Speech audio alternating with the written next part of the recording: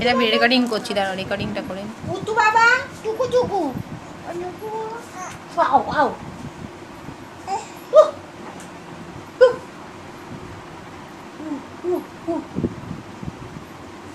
কান বন্ধ করলে কেন কেন তো কাঁদছিলে কেন কুতু বাবা? দাঁড়াও দাঁড়াও মুখটা দেখো। কাঁদছিলে কেন? বিরক্ত হচ্ছ? রাগ হচ্ছে?